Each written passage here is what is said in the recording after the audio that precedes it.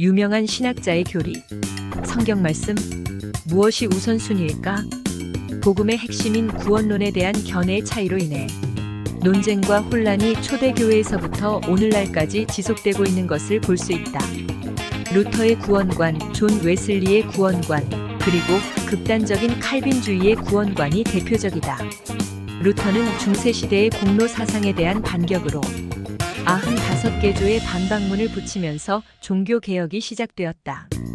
이 루터의 사상에 영향을 받아 교파도 나눠지게 되고 오늘날 칼빈의 구원관과 웨슬리의 구원관의 차이에 대한 논란이 계속되고 있다. 이들 간의 구원관의 공통점과 차이점은 무엇일까? 그리고 서로가 오해하고 있는 교리는 어느 부분일까? 인간은 하나님의 이미지로 아름답게 창조되었지만 아담과 하와가 선악과를 따먹는 불순종으로 인해 인간은 전적으로 타락하고 하나님과의 사이가 멀어지게 되었다. 이것을 회복하기 위해 하나님은 하나뿐인 아들 예수를 땅으로 보내시고 아무 흠도 없는 예수님이 인간들의 죄를 대신 짊어지게 하면서까지 자신이 창조하고 사랑스럽게 여기는 인간들이 하나님과 다시 교제할 수 있기를 바라셨다. 그러므로 누구든지 예수 그리스도의 십자가의 순환과 죽음 그리고 부활의 사건을 믿고 예수 그리스도를 자신의 구원자로 마음에 모셔드리면 하나님의 풍성한 은혜로 인해 완전한 구원을 받고 하나님의 자녀로 다시 태어나게 된다.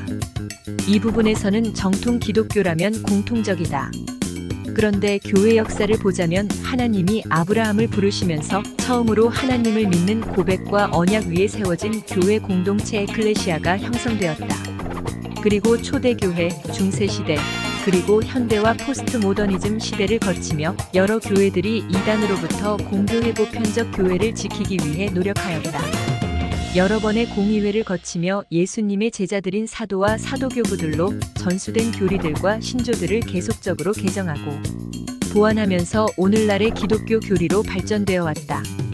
그리고 성경의 정경화 작업도 했다.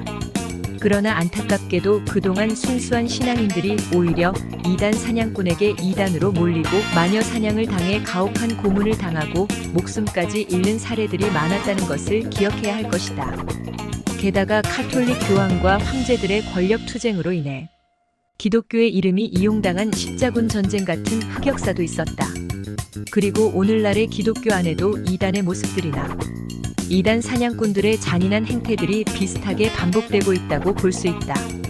어떤 한 교단의 신조나 교리들이나 신학자의 주장만이 정통이라고 말하며 그것을 성경의 권위보다 더 높이는 것은 어리석은 일이다.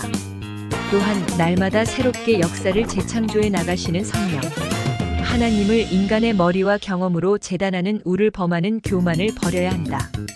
무엇보다도 성령의 감동으로 정경화된 성경에서 정말 무엇을 이야기하는지 깊이 연구하고 들으면서도 우리의 생각보다 높고 넓으신 하나님의 일하심에 마음을 열어야 할 것이다.